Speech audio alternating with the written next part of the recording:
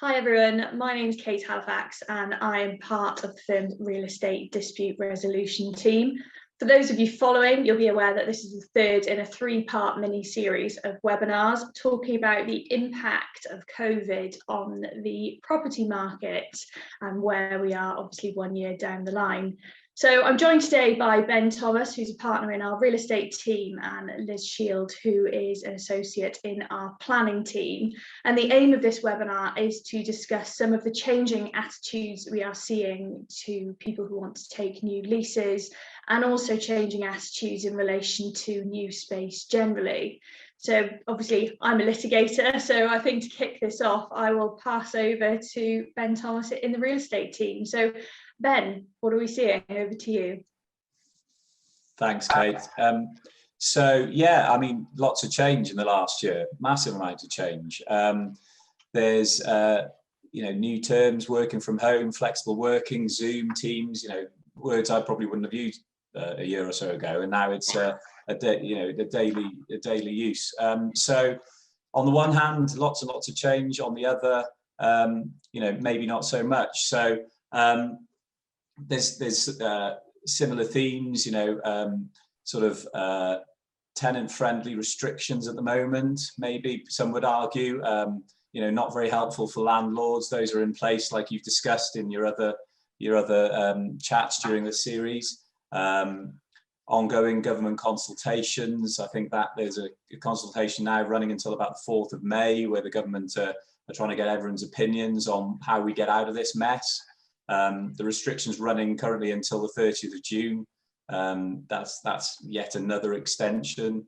And what we're finding is, leisure and retail has been absolutely decimated. The high street was in trouble before all of this began.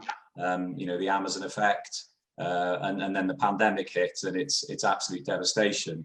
I suppose some sectors maybe have been affected less. Office, we're still seeing very busy. Industrial, still very busy. And what we're finding is that tenants have a better idea on what they need in premises. They want balance, they want flexibility, and they want fairness going forward. So, for instance, they want relaxed dealing or alienation provisions in their leases so that they can deal with properties if there's problems in the future. They want to be able to share property, at least with their group companies, but possibly with others. So, and landlords are going to have to consider that going forward, and it's going to have to be reflected in the drafting, which is what you and I deal with on a day-to-day basis.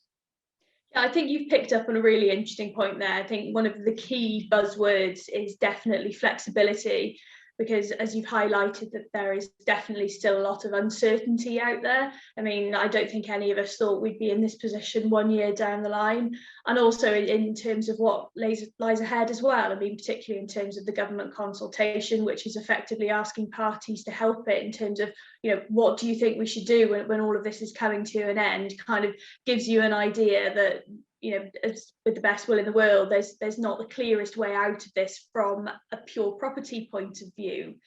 Now, from the group sharing perspective, definitely in terms of what we do, that's becoming really important. There's a lot of clients now who are wanting to condense their space and, as you say, make the most of sharing with group companies where leases allow, and then dealing with it when they've maybe done it, even though the lease doesn't allow, and any potential 54 Act implications. So in terms of what you're actually doing when you're drafting the leases, then do you think that tenants are a lot more savvy and a lot more switched on? Yeah, absolutely. I think everyone who's lived through this pandemic is more savvy about how they're going to work going forward. I suppose to some extent it's whether employers are prepared to move with that as well. We carried out this future workspaces project, which was very well received, and we got some brilliant data out of that on what people want, both before the pandemic hit and during the pandemic, and there were some big differences there. I think what you'll find is that people will want to work from home going forward, but they'll still want a base. They'll want to work from an office and have the services there. Now, I think you'll find that there's collaboration spaces. I think you'll find that there's going to be more of a demand for places that people want to work out of. So extra facilities, maybe like gyms and things like that. And I think that's where we can sort of bring Liz in, because there are proposals by the government to relax the planning laws to allow that sort of movement. Yeah, definitely. There's obviously been the changes to the use classes order, which there's been quite a lot of press about since it happened in September. And I think the main aspect of that kind of really assists with flexibility is the consolidation into a commercial use class E of all various different commercial uses: retail, indoor sport and exercise, healthcare, creches. You know, there's such a wide range of uses, and offices are included within that as well. So going back to the flexible idea of flexibility in the future workspaces, you can have more opportunity to play about with the space, to maximise it to suit your needs, and to share with other companies, to share your space, you know, without having to worry about you know, is that allowed in planning? Is there any, you know, are there any sort of planning restrictions that we need to worry about? And they can then just focus on, is it, you know, is it permitted by the lease really? And it comes more down to that and what you can agree privately. And things like you might find that people are downsizing the amount of desk space that they want to have in their office, with people working from home more often. And I think then you can bring in something like a gym or a restaurant you know, quite easily because of that. And then there's this sort of a wider implication, because if you've got a vacant building, or you've got half a building that you don't know what to do with, you know, it's going to be a lot easier to change the use without having to go through hoops with the local planning authority. And the sort of major one that's really coming out over the last couple of weeks is the change from commercial to residential, and how is that going to play out, and what impact is that going to have on the high street? Is it going to revitalise it, as the government hopes? Is it going to mean that everything turns to residential and there's actually nothing going on in the town centre? And it's going to be interesting to see how that plays out, I think. Yeah, I think the key stat from our Future Workspaces report was that I think 72% hope to keep working from home in some form of capacity going forwards, which I think has definitely increased during the past year. I mean, I'm someone who just likes the office, but you know, that's just me. I live in a 2-bed flat, so I don't know, maybe 20 years down the line I'll have a nice office space and my position will change. I don't know, but again, it's allowing that flexibility. And there's one of the points you quite rightly picked up on, is that even though that's permitted from a planning perspective, that doesn't necessarily mean that you can go ahead and do it. You do need to start thinking about these things at the outset. For example, Ben, you know, like when clients come to you and they're instructing you, they may not be thinking 5-10 years down the line, but making sure that the lease actually provides for that flexibility is important, because otherwise you, one, risk being in breach, or two, you've got to go ahead and get consent, and then you might get a landlord that wants to hold you over the barrel for that. So do you have any additional thoughts on that from a drafting perspective? Yeah, it goes back to the flexibility again. I think it's what you'll find is there'll be a change towards, say, turnover rents. So, you know, tenants are going to be happy to pay the rent. They're going to, as long as they're doing okay, then that's going to be the case. So, you know, turnover rents, the landlord can share in the success of the tenant's business. But they'll also expect to see situations where, if they're not doing so well, like now, you know, they don't have to rely on government restrictions really. There needs to be that collaboration between landlords and tenants, so that the tenant's business is a success.